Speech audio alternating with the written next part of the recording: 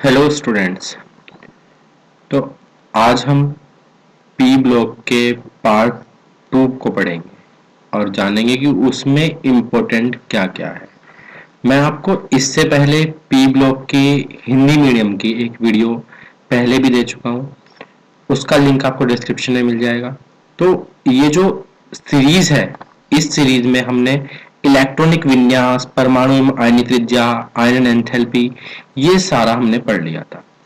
आज हम छोटे छोटे पॉइंट उसके क्लियर कर लेंगे कि और कौन कौन से पॉइंट हैं और इंपॉर्टेंट उनमें क्या क्या है। तो विद्युत ऋणात्मकता, ये इंपॉर्टेंट है।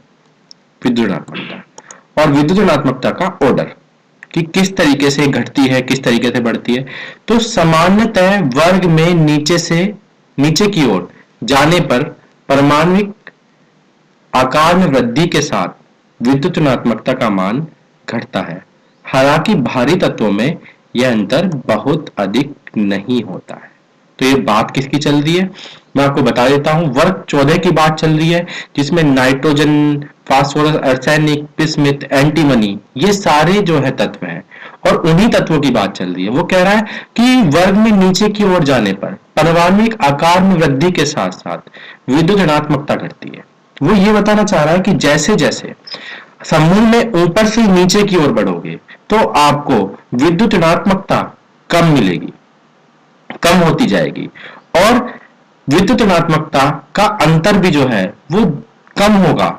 लेकिन ये तभी कम होगा जब वो नीचे बाहरी तत्वों के बीच की बात करें। आपको क्या याद रखना है, आपको यही याद रखना है कि वर्ग में अगर हम ऊपर से नीचे जा रहे हैं तो विद्युत ऋणात्मकता का मान क्या हो रहा है, घट रहा है। ओके स्टूडेंट्स, आगे चलते हैं। भौतिक गुण, भौतिक गुण क्या क्या है। इस वर्ग के सभी तत्व बहुपरमाणुक हैं। नाइट्रोजन एवं एक द्विपरमाणुक गैस है। बहुपरमाणुक से क्या मतलब है, जैसे N2 है, आप सीधे N के फॉर्म में नहीं मिल सकती है आपको। बहुपरमाणुक है, द्विपरमाणुक है, N2 की फॉर्म में मिलेगी। बिस्मिथ भी आपको उसमें मिलेगा। तो ये सारे के सारे हैं, ये बहुपरमाणुक की व्यक्ति है। तो डाई नाइट्रोजन N2 की बात कर रहा है, एक द्विपरमाणु गैस है। तो ये आपको पता लग गया कि डाई नाइट्रोजन क्या है, एक द्विपरमाणु गैस है। इसे भी आप मार्क कर लेंगे। जबकि अन्य सभी ठोस है। गैस है नाइट्रोजन, बाकी सब क्या है, ठोस है। वर्ग में नीचे की ओर जाने पर धात्विक गुण बढ़ता है। ये पहले भी आप पढ़ चुके थे कि ऊपर से नीचे की ओर आने पर धात्विक गुण क्या हो जाता है, बढ़ जाता है। धातु जैसे जो है उसके अंदर करैक्टर आ जाते हैं। तो ये तो आपको पता लग गया कि वर्ग में नीचे की जाने पर धात्विक गुण बढ़ता है। नाइट्रोजन तथा फास्फोरस अधातु हैं, ये भी आपको पता लग गया। आर्सेनिक और एंटीमनी उपधातु हैं तथा बिस्मिथ धातु है। ये जो सब हुआ है कि कोई चीज धातु है, उपधातु है, अधातु है, ऐसा आयरन एंथैल्पी में कमी तथा परमाणविक आकार में वृद्धि के कारण हुआ है कि जो उसका साइज है वो तो बढ़ रहा है और आयरन एंथैल्पी, आयनेशन एनर्जी जिसे बोलते हैं, एंथैल्पी बोलते हैं जिसे, वो क्या हो रही है, कम हो रही है। तो ये कह रहा है कि ये जो सब हुआ है ये किसकी वजह से हुआ है, ऐसा आयरन एंथैल्पी में कमी तथा परमाणविक आकार में वृद्धि के कारण है।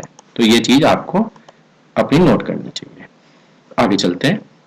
सामान्यतः वर्ग में ऊपर से नीचे की ओर जाने पर क्वथनांक में वृद्धि होती है, परंतु गलनांक आर्सेनिक तक बढ़ते हैं। तो ये इसे छोटा सा बात कह रहा है कि इसे भी पॉइंट को याद रखो कि क्वथनांक में वृद्धि होती है परंतु गलनांक आर्सेनिक तक बढ़ते हैं। उसके बाद बिस्मिथ तक घटते हैं तथा नाइट्रोजन के अलावा सभी तत्व अपरूपता प्रदर्शित करते हैं।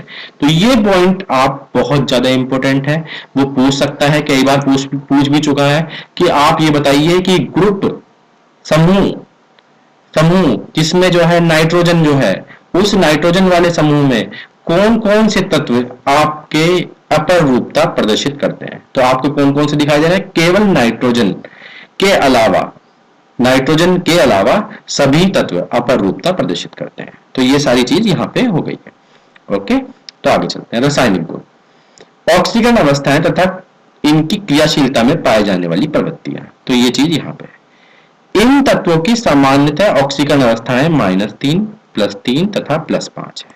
तो ये सारी चीजें आपको आ सकती है, वो पूछ लेता है कि नाइट्रोजन वाले तत्वों में सामान्य ऑक्सीकरण अवस्था कौन कौन सी है, मुझे ये बताओ। आगे चलते हैं। आकार तथा धातु लक्षणों में वृद्धि के कारण वर्ग में नीचे की ओर जाने पर -3 ऑक्सीकरण अवस्था प्रदर्शित करने की प्रवृत्ति घटती है। तो ये पूछ सकता है कि वर्ग में ऊपर से नीचे की ओर जाने पर कौन सी ऑक्सीकरण अवस्था दिखाने की प्रवृत्ति घटती है। तो आपको पता होना चाहिए -3 ऑक्सीकरण अवस्था दिखाने की प्रवृत्ति क्या होती है, कम हो जाती है। वास्तव में वर्ग का अंतिम सदस्य है बिस्मिथ -3 अवस्था में शायद ही कोई यौगिक बनाता हो। तो ये भी चीज आपको याद रखनी है कि अंतिम सदस्य बिस्मिथ -3 अवस्था में शायद ही कोई यौगिक बनाता हो, कोई भी यौगिक नहीं बनाता।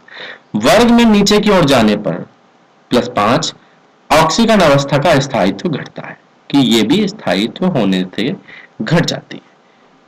बिस्मिथ 5 का एकमात्र अभिलक्षणिक यौगिक BiF5 है। वर्ग में नीचे की ओर +5 ऑक्सीकरण अवस्था के स्थायित्व में कमी तथा +3 ऑक्सीकरण अवस्था के स्थायित्व में वृद्धि हो जाती है। तो आपसे अगर वो पूछ सकता है, बिल्कुल पूछ सकता है कि समूह में ऊपर से नीचे की ओर जाने पर +3 ऑक्सीकरण अवस्था का मान घटता है या बढ़ता है। तो आपको पता होना चाहिए कि +3 का मान क्या हो जाता है, बढ़ जाता है। तो यहां पे हो गया ये। ऑक्सीजन के साथ अभिक्रिया करने पर नाइट्रोजन +1 +2 +4 ऑक्सीकरण अवस्थाएं भी प्रदर्शित करती है। फास्फोरस भी कुछ ऑक्सो अम्लों में +1 तथा +4 ऑक्सीकरण अवस्थाएं प्रदर्शित करता है। ठीक है, यहां पे आगे चलते हैं। नाइट्रोजन की +1 से +4 तक सभी ऑक्सीकरण अवस्थाओं की प्रवृत्ति अम्ल विलयन में असमानुपाती होती है। तो नाइट्रोजन +1 से +4 तक की सभी अवस्थाओं में प्रवृत्ति अम्ल विलयन वाली बात वो इसमें कर रहा है कि अम्ल विलयन बनाते हैं।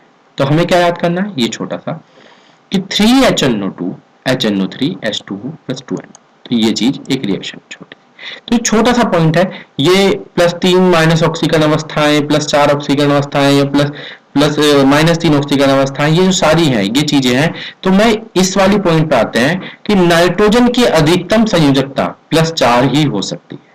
ये चीज इंपॉर्टेंट है कि नाइट्रोजन की अधिकतम संयोजकता +4 ही हो सकती है, क्योंकि केवल 4 कक्षक ही S तथा P के लिए बंधन के लिए उपलब्ध है। तो आप अगर नाइट्रोजन की बात करेंगे तो नाइट्रोजन में देखेंगे कि S तथा P के भी की ही बॉन्ड यहाँ पे बन सकते हैं।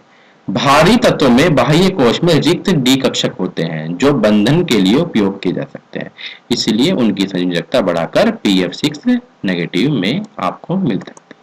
तो ये चीज, तो ये जो सारा आपने ये पढ़ा है ऑक्सीकरण, रासायनिक गुण, भौतिक गुण, विद्युत ऋणात्मकता, ये छोटा सा पॉइंट है। इस छोटे से पॉइंट में आपको बहुत सारे छोटे छोटे क्वेश्चन मिले हैं, तो आप उन छोटे छोटे क्वेश्चन से आप बहुत सारी चीजें मालूम कर सकते हैं कि ऑक्सीकरण अवस्था है, क्यों ये जो है +4 ही कक्षक जो है इसके हैं, तो ये सारी आपको जो है पता चाहिए। तो यहां तक मैं इस वीडियो में एंड करता हूं और आपको बता देता हूं इसके बाद जो वीडियो बनने वाली है उसमें बहुत ही इंपॉर्टेंट टॉपिक है नाइट्रोजन का असामान्य गुण, कि नाइट्रोजन क्यों अपने समूह के और तत्वों से अलग चीजें प्रदर्शित करता है, अलग गुण प्रदर्शित करता है, और वो गुण क्या क्या है, क्यों है वे गुण, वे सारे हम अपनी अगली वीडियो में पढ़ेंगे। तो इस वीडियो में आप ये जो जितने भी मार्क हैं उन्हें याद करने की कोशिश करेंगे, समझेंगे। ठीक है, बहुत ही सरल लैंग्वेज है, कोई मुश्किल लैंग्वेज नहीं है। छोटी छोटी बातें इन्होंने बताई हुई हैं, जैसे कि ये 4 ही कक्षक बना सकते हैं, sp बंधन के लिए उपलब्ध है, कि यहाँ पे जो है +3 की ऑक्सीकरण अवस्था बढ़ रही है, घट रही है, -3 दिखा रही है, नहीं दिखा रही है। ये जो सारी चीजें हैं ये बहुत ही इंपॉर्टेंट है, और इनकी अपरूपता की अपरूपता कौन कौन से तत्व दिखाते हैं, कौन कौन से नहीं दिखाते। तो अगली वीडियो में हम नाइट्रोजन के असामान्य गुण, हाइड्रोजन के प्रति प्रतिक्रियाशीलता या क्रियाशीलता, ये सारी हम उसमें पढ़ेंगे। Okay student.